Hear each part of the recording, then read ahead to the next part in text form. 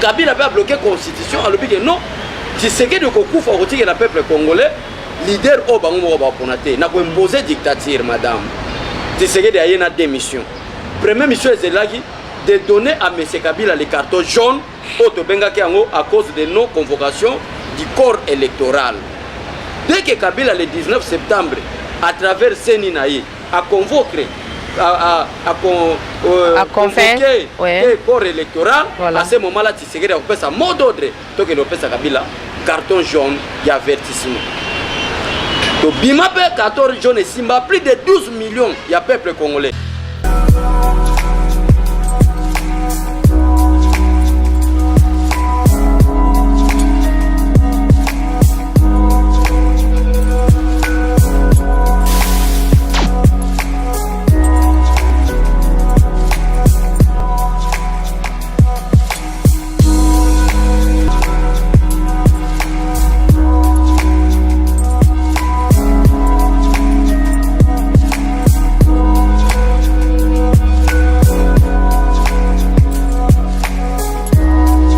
Na bandeko nyonso tu ya yoka son de l'UDPS na pesi bino mbote mingi mokolo malamu na bino en tout cas nzambe alola azala na bino merci pour la confiance boza kopesa biso bandeko ya yoka son de l'UDPS ezabongo ngai wa bino votre humble servante Jessica Dipo nazanga morote na plateau kanga ndenge bozomona nazali na invité na ngai Abeshole oyo tokomeka kofongola maboke ndenge nga na lobaka liboke moko te komeka kofongola un peu na ba question oyo bino bopesa ki biso pona kotuna invité na biso ya lelo ya bongo pe na kosenga mo excuse mokie par rapport ya voix na ngai ezali na moi problème mokie ya angine.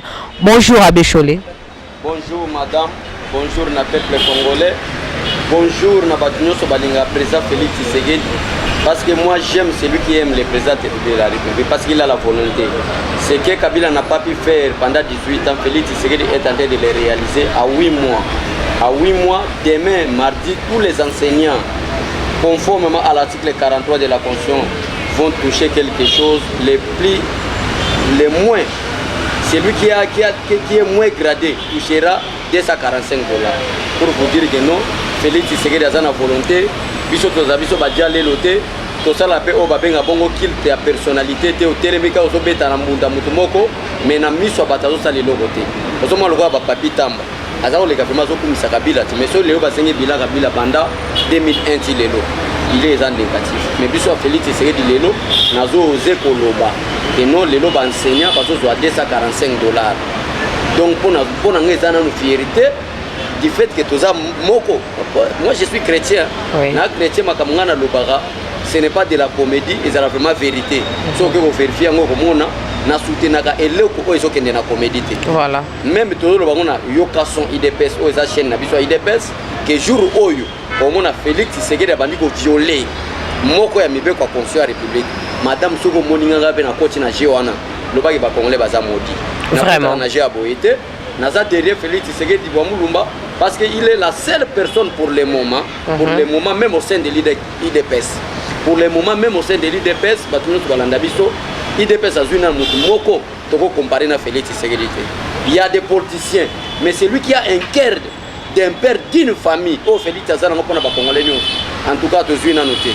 Naïbité après 10 ans, il y a Félix Tshisekedi, peut-être au cours, il y a un des Togosango. Mais dans la disposition, vous allez à l'aise, question sur le Kuna, vous pouvez répondre à l'aise. Le problème, il y a une éducation de base. Voilà. Vous avez mal éduqué le collaborateur. Nazana papa, nazana maman. Ozolanda. Nazo éducation de base, mais tokola ta casquette il y a une discipline. Poto zongi sabao baza mal éduqué nanzela. Vraiment. Merci beaucoup Abeshole. Biso peto lingara bongo ngai na lingara bongo personnellement. Na lingara mutu azala vraiment disposé na ba question na ba question na ngai donc à répondre na ba question na ngai akima ba question te azala bien bande ko ya diaspora tout balingara bongo. Toye na première question na biso ezali to moni o toucher likambo ya Bokechu premier. Na éviter ceux qui kotaki na makanisi na biso parce que c'est vraiment ça notre première question.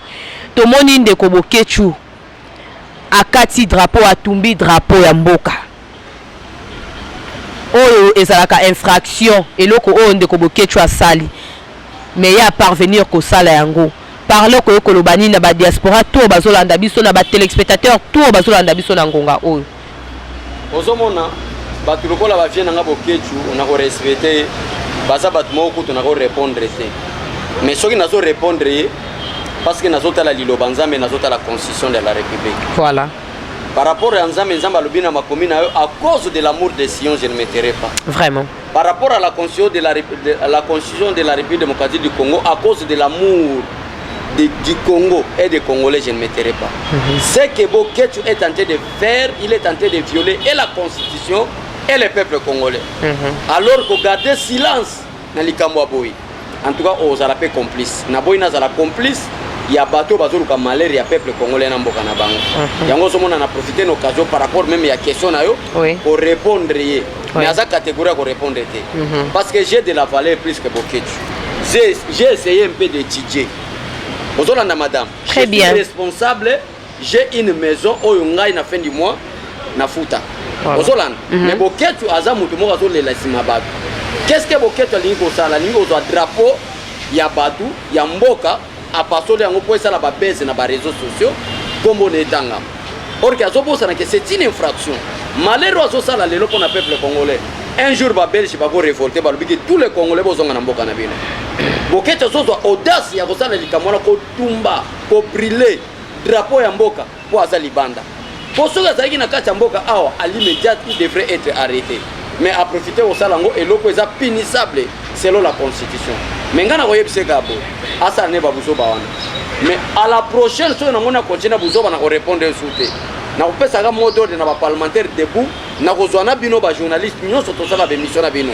Au lieu de répondre na musika boy, to répondre yé liboso anda kuna bango pour ayer ba leçon ni to ko pesa. Ko répondre yé liboso anda kuna bango parlo linkolobani donc to sala ni. Yo c'est là qu'un jour où à cause la bêtise au monde ndeni to répondre liboso anda kuna bango. Yo c'est là qu'un jour wana moyen to la kezate to lingite to za la prophète de malheur mais to c'est là ka mukolongo wana a répéter ba bêtise ndeko mona kaka télévision oyo au monde ba journaliste nyo to sala bango to luki ata mutuka moko to keti ndé to répondre à ko vivre comment est-ce que ko sala mabeza la rapé mabe. Vraiment si je comprends bien nos chers téléspectateurs donc par là Abesho Alinko balika morokana et simbaraté azo c'est la rare le jour J asala oyo ezana makanisi nayi. Deuxième question na biso to koti Abeshole tomoni bande ko na biso ya CLC bazo sala marche bazo préparer marche pour ba marcher bazo se préparer pour na ko marcher pour na likambo ya 15 millions oyo ezomona na terre babengi yango détournement. Okoye koyebisa bande ko ba diaspora nyonso nini hein ba amoureux tout ya yoka son de l'UDPS okoyebisa bango nini par là bazo marcher pour l'intérêt ya mboka ou bien pour l'intérêt nini. Comité laïque est une association de malfaiteurs. Comité laïque. Comment ça? N'a reprouvé. Voilà. Si c'est que dans 2016 peuple congolais, je crois que c'était 2014-2015. Après la maladie Mourabilaye qui est à Bruxelles, a sali 3 ans à Bruxelles, absence politique na Kachambo. A Monique Azane Loko a retiré la peuple congolais. Je ne parle pas de Félix Tshisekedi mais de Tshisekedi le père. Ouais, le père. A déclaré que non, dès que nous descendre dans le Congo, et c'est que le peuple congolais, Moutou Bango va choisir. Moutou peuple congolais va choisir. A Golegananzela Malobata, a Golegananzela élection. Voilà. Mais Kabila a bloqué la constitution, pas moyen d'organiser les élections. Mais la volonté de Tchèque, c'est que Moulumba. N'a que la parce qu'il a senti vraiment que AGKI et c'est que le peuple congolais, leader au peuple congolais, Bango va voter. Kabila a bloqué la constitution, a dit que non. Si c'est que le peuple congolais, leader au Bango va voter. N'a pas imposé dictature, madame. Si c'est que il y a une démission. Première mission est de donner à M. Kabila les cartons jaunes à cause de non-convocation du corps électoral. Dès que Kabila le 19 septembre, à travers Seninaï, a convoqué convoquer le corps électoral, voilà. À ce moment-là, Tshisekedi a fait sa mot d'ordre, donc il a fait sa Kabila carton jaune et avertissement. Donc bima pe carton jaune et simba plus de 12 millions il y a peuple congolais. Babima na balabala. Ba massacre biso na triomphal. Masasi ezana ba mina nga to tambola na bango ba kufa. Ba boma biso madame nazo biso so ozalaki na triomphal pour mona limiter place biso to fandaka c'est un problème. Wana le 19 wana le 19 septembre voilà 2016 si je me trompe pas. Et na ngambo wana kuna Kabila a convoqué dialogue ya kopese troisième mandat. Auto bengaki dialogue ya Kantiat animé par un aventurier africain Edem Kodio. Ozolanda madame. Très bien. Maintenant marche au IDPS à Salaki et ko sala ke dialogue au bango baza ko sala na Kantiat ezala annulé. Maintenant Tshisekedi préparé à donner à M. Kabila na seni na le carton rouge. Malamoto Monika a comité la Iga à travers Basango. Oh papa Tshisekedi tiana se kopesa carton rouge te Kabila eko mona biso ye moko alobi ke akopesa pouvoir na nzela ya négociation. Or que na se ezalaki na complicité moko entre église catholique na Kabila. Rôle ezalaki nini? Rôle ezalaki ba parrain na bango ezalaki ba français na ba belge. Ba décider nous allons chasser Kabila mais remplacer Kabila par un autre Kabila. Un autre Kabila au basango bazaki ko préparer ya ko remplacer na place Kabila actuelle était Martin Fayou. Ozolanda mama. Maintenant tango ba échouer na yebiso c'est quoi comité la iko yebango? Voilà. Ba échouer ndenge kaka nzamba lobi na makomi na ye. Toute armée forgée contre vous sera nulée sans effet. Ba armée nyonso bitumba nyonso ba tiaki na nzela Tshisekedi ba échouer. Et aujourd'hui, Félix Tshisekedi est le président de la République. Namona association ba malfaiteur mo bo soi-disant comité laïque, balingi ba ça la déclaration ko loba été, to so ça la marche pour la 15 millions. 15 millions. Donc, Toboma, selon la constitution congolaise madame, à son article 68, la constitution congolaise reconnaît seulement 4 institutions en République démocratique du Congo. Il y a l'institution présidente de la République, il y a l'institution Parlement, c'est-à-dire l'ensemble des deux chambres, il y a l'institution le gouvernement, et enfin, il y a l'institution les cours et tribunaux. Voilà. Nulle part, selon la Constitution, on déclare la comité laïque comme l'institution de la République démocratique du Congo. Et le président de la République a fait déjà déclaration. À l'objet clair, que le dossier à 15 millions n'a même mis en la justice. Le cas la justice est indépendante. Et c'est la justice à Salam Salana. Maintenant, il y a un comité laïque. Aux anani, dossier à la justice, il y a parvenu au réclamé au Bimana Balabala le 19. En d'autres termes, de dissoudre institutions, cours et tribunaux, donc comme ça comité laïque n'a place à justice. Mais à moni clarté, bazali batu ya mboka, bazali bana mboka, ba moni détournement, ba constater détournement. Pourquoi ba ko réclamer té? Ko réclamer ça li soum. Maman, ko poser question le rôle ba journaliste à la mokati. A comment la clarté négo za boza moi sikito. Oui, merci. Je m'excuse que comme là mais bon, exemple wana lingo pesa na batuté. Nzete oyo mir oyo. Mir oyo. Mutu ya buki angweza mira lopango nayo. Yo antenge mutu maele qu'est-ce que tu devrais faire? Na l'État. Na l'État pour porter plainte. Oui. Maintenant, comité laïque bazana pour marcher. Yo bosanité que comité laïque bazaki moko bazako réclamer vérité de Sirnia Félix Tshisekedi. Lokola ba décider ya monde basali déclaration balobi que c'est lui qui a été élu par le peuple congolais et Félix Tshisekedi. Lelo oyo gratuité ya enseignement, ya école de base, ezali conformément à la constitution congolaise à son article 43. Lelo s'il y a des écoles oh bazo boya que gratuité enseignement salimate et ali des écoles conventionnées catholiques. Est-ce que tu as déjà déclaration il y a comité laïque par rapport à gratuité enseignement oh yo ba enseigner na bango bazo boya kotaisa exact.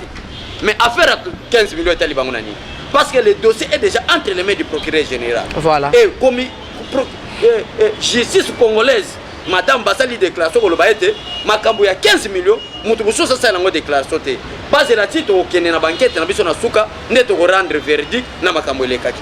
Mais que fait maintenant comité laïque? Yango na que c'est l'association des aventuriers. Tant on a zo biso na mona nzambe na constater. Comité laïque est association des escrocs, association des impudiques, association je ne sais pas comment appeler comité laïque. Preuve à l'appui. Pour moi que makambo na zo biso na zo constater. Kende retourna maman Léonie Kandolo. Azalaki parmi bateau to sala bango ba marche à comité laïque ya kala. Bazalaki maman Léonie Kandolo. Bazalaki papa Thierry Lando. Bazalaki papa Isidore Ndaiwel. Kende retourna bango pona nini balongwa. Ba comprendre ki kezaki na même mise. Ya basango mususu bazoli mbongo ya Belgique na ya France pona ko détruire peuple congolais. Ya wana mama na biso Léonie Kandolo. Du fait que aza bien éduqué, du fait que aza maman qui se respecte, une maman responsable, alobi na comédie ya Cardinal Mosengo na kokota ta bima. Lelo bato baye na comité laïque asika lelo, c'est de nouveaux venus pour briller politique congolaise. Mais avertissement ça boy. Yo muta comité laïque. Yeba bien naza populaire plus que yo. N'a pas si mot de le 19 à tous les peuples congolais, conformément à l'article 5 de la Constitution, qui stipule que la souveraineté n'appartient pas au comité laïque, moins encore au Lamuka, mais la souveraineté de l'État congolais appartient au peuple congolais. Voilà. En tant que citoyen congolais, je lance le mot d'ordre. Le 19 octobre, combattant Nyonso Pembeni Église. Peuple congolais à l'église, église nini? L'église catholique nous supervisé le 19 septembre. Oya causé comme ça. Donc tu retouches karayote, mais tu retouches pas l'église pour nous aussi ça makambo nyonso. Vraiment. J'allais aussi porter correction à Bécholé, à Lobi, Nazo Sa makambo lokola bato ya Lamuka. Moi je suis votre simple journaliste. Nazali au milieu du village. Nazali n'a été pour ni contre. Je m'excuse, au milieu des villages, il fait quoi? Nazaka na katikati. Non, non. Nazota oazo sa musala malamu to encourager. C'est là que c'est au milieu du village, il y a la radage à Mabé. Ya solo. C'est là où on a préféré la fouille. Entre la vérité et le mensonge, tu seras dans quel côté? Na côté la vérité. Mais pourquoi dire je suis au milieu? Il faut être à côté de la vérité. Au milieu pour vérifier la vérité et le mensonge. Satan, vous parlez que je suis au milieu. Et les politiciens, nous sommes des centristes, sont des aventuriers. Le papa Nabiso Chéribin, Abimaki a dit qu'il centriste. Mais aujourd'hui, il est où? À ce niveau, il y a Lamuka. Donc, adage au peuple congolais, je suis au milieu du village, c'est une farce, c'est de l'aventure. Un homme ne peut pas être au milieu. Un homme doit rester à côté de la vérité ou à côté de la mensonge, c'est clair. Ok. Donc, Ngai, merci beaucoup pour la correction. Ngai nazali kasi côté la vérité. Merci. Côté na moni o ko sa mosala malamu na encourager. O sali mosala mabe to bimisi ope na poisa na télévision. Merci beaucoup. To continue la troisième question na biso o ezali question ya gouvernement, gouverneur plutôt de la ville. To moni bongo Gentini Ngobila, ndeko Gentini Ngobila. Banda akoti na mosala. To komona banzela kaka boy. Ba wenze ba panzaki batu. Croyant que non makambo ko salema. Na lokola bapandi bato bakopesa bato ba place bakopesa bato ba mesa bako s'en charger na bato na ndenge ya malamu. Mais jusque là tozomona eloko te. Bato bapanzaki na bawenze bazongi banzela salite désordre neti mbule beti lelo okotambola te okotia lokolo wapi. Musala ezo salama to musala ezo salama te. Ezali kaka na ebandeli mpona kotia mwa peuple congolais na mwa mbula to ndenge nini. Erreur ya ba député. Ba député provinciaux vraiment bobeta mabe. Batinde bino papa Laura Batumona ndeko na bino pe abandonné parce que assemblée provinciale oyo majorité za batabandonné. Bozela nga vie Batumona abonisa ville à Kinshasa boke kolota en aventure Argentine Ngobila. Et vous voulez que le président de la République salani? Hein? Monto incapable de gérer Yumbi, il a gérer province à Maïndombe et sera capable de gérer une grande ville comme la ville de Kinshasa. Mais du fait que tu as la coalition et qu'on empêche bisote que tout non c'est pas anti-valeur. Yo yebi pe na motema no malamu ke même ye moko Gentine Ngobila aza anti-valeur. Azolo bela bopeto. Place nini azana kotia déjà ba chantier ya koboka basali. Exact. C'est ça. Et sur la même politique ya comédie, nazo biso peuple congolais à côté de Melaye. C'est l'erreur. Gentine Ngobila n'est pas un fruit du président de la République, mais Gentine Ngobila est le fruit de l'Assemblée provinciale. C'est maintenant à M. Mpoy, qui est le président, Godin Mpoy, qui est le président de l'Assemblée provinciale, à contrôler parce que le gouvernement provincial est sous l'obédience de l'Assemblée provinciale. Donc, les gens n'ont pas député à travers le président Nabango, parce que la moussala pour la peuple. Mais tu as qui baloba qui était na bande kono soto babimi eza na ba ministre eza na ba gouverneur oyo akosala mosala na ye malamu te akozala déclassé oyo akosala mosala na ye malamu akotikala. Heureusement vous avez un meilleur président, un bon président aimé par tout le monde. Nde yango na justice ko banda président de la République musala osala malamu. Donc bande konyoso ya yoka Tson TV bande konyoso IDPS bato nyonso balinga président Félix Tshisekedi. En tout cas, c'est pour prier malam qu'à la tête du pays, maintenant nous avons un homme. Parce qu'auparavant, il n'y avait pas des hommes. Maintenant, il y a un homme qui qui peut parler pour l'intérêt de son peuple. Zano calme mutumwa wayana comédien Rosalate parce que c'est maintenant Félix Tshisekedi qui est le président de la République. Qui est Félix Tshisekedi? Un homme de principe. Qui est Félix Tshisekedi? C'est lui qui veut instaurer un état de droit. Qui est Félix Tshisekedi? C'est lui qui a lutté pour la démocratie. Et aujourd'hui, il est le président de la République. Zano calme, Magui Kosale Mate, Aventure Kosale Mate, Mokanabiso et décollé. Mais n'a regretté le Romoko. Nous Kenetina Souka au Bossani. Koloba était Félix Tshisekedi Nenga Ayeboy. Aye chèque il y a 1 milliard. Wano lobelité. Nanu na sisi ba question na ngaite. Tshisekedi Nenga Ayeboy. Dimanche Nenga ya kibongo. Nakata valise na ye. Azana chèque il y a 1 milliard. Pona koyebisa na ba Azui wapi? Banque mondiale ba PC non remboursable. Ezaki proposition comme une réalité. Et sa proposition te Félix Tshisekedi a 1 milliard. Yango na lobby avant, c'était une proposition. Donc na minute on est aux baboué, c'est maintenant une réalité. Donc à Simbi yango a nango 1 milliard non remboursable pour la gratuité et enseignement au Banque mondiale va payer donc peuple congolais, nous avons vraiment un président. Quand on a lobby ma commune ensemble lobby Jésus est venu c'est les juifs. Les juifs ne l'ont pas réussi. Félix Tshisekedi est venu chez les Congolais, mais les Congolais ne comprennent pas. Ceux qui comprennent, c'est maintenant les Camerounais. Babimi na balabala balubini. Oh, bonjour Sénat et Cameroun, bonjour Assemblée provinciale, bonjour Assemblée nationale, bonjour gouvernement. Mais bino ba Congolais to sengi bino ka Félix Tshisekedi. Mais yo Congolais nayebi malamu même président République aloba que ba politiciens congolais bazo profiter na faiblesse à peuple congolais. Maman nazolo belo vérité, ce n'est pas de l'orgueil. Pour mon Congolais, azana essence, aza vraiment na conscience. Lokola ba biso boy. En tout cas bazé belete. Tout Congolais devient tribal. Tout Congolais devient tribal. Donc, or que Félix Tshisekedi soit à la Cameroun, mais les Camerounais baïmake, papa beta santa. Na Brésil kolobate. A quoi na Belgique, roi Belgique alobi, pourquoi tu ne peux pas travailler ici? Donc, na kolobananga mingi te vraiment zamba pambola bino. En tout cas, merci beaucoup Abbé Cholé. Tomoni au côté biso likambo ya 1 milliard. 1 milliard wana eye, c'est juste pour la gratuité kaka ça pour l'enseignement. Ou bien 1 milliard wana eye pour la makamususu que dona bango pour appuyer président de la République na gratuité et enseignement. Donc parce que to ya mboka na domaine ya enseignement ya par rapport à budget ya mboka enseigner azalaki ko représenter 8%. Voilà. Donc on a devant la tribu des Nations Unies président de la République a laki que année prochaine et que l'on a de 8% et comme combien 20%. Ba moni yango eloko malamu nde balingi ba appuyer ba pesa na kati ya 1 milliard wana moi ba école pe ko bakisa ba etelo ko bakisa ba école déjà bandi ko bakisa et bandi déjà au salema na fonds propre de la ba professeur pe ba ko futa makana ode na bon ba professeur $245 ibima depuis samedi.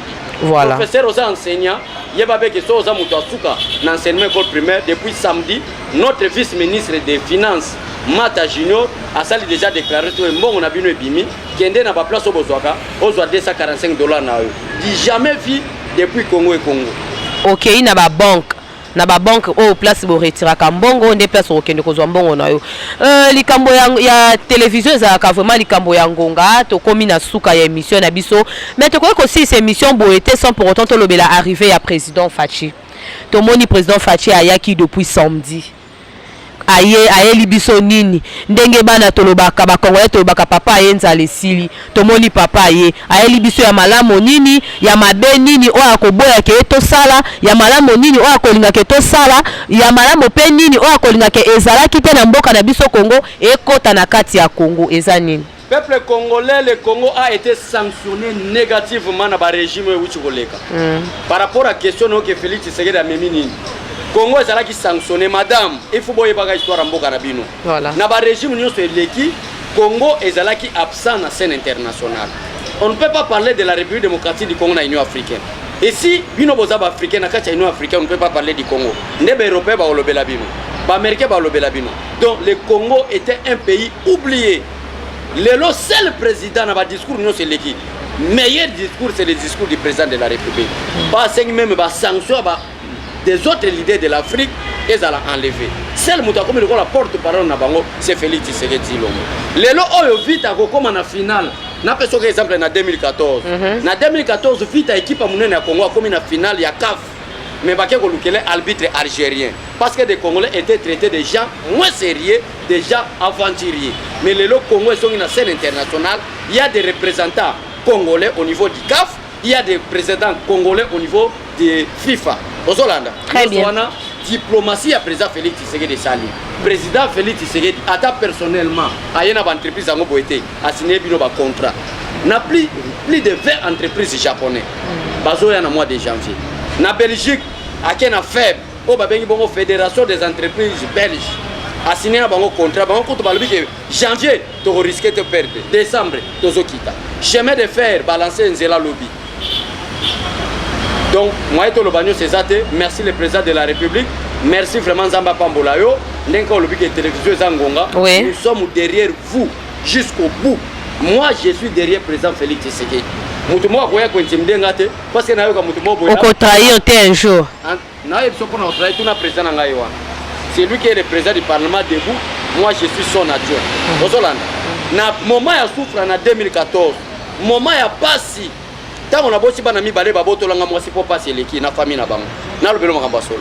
Baboto bali passer les qui yaka tuna yewana. Baboto langa moi c'est na famille balobi kende.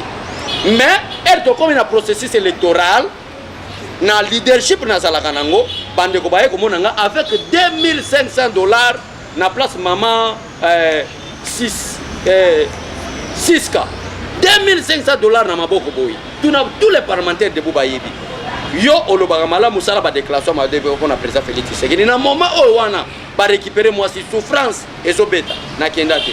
Mais sur na moment oyo bandeko balinginga bazé belé. Makambu pe simbi boy. Pesanga yata $500 minito na bengi mutu minito pesanga. Mais na sala politique banditisme té. Parce que quand na nganza ba té sanga déjà que j'irai loin.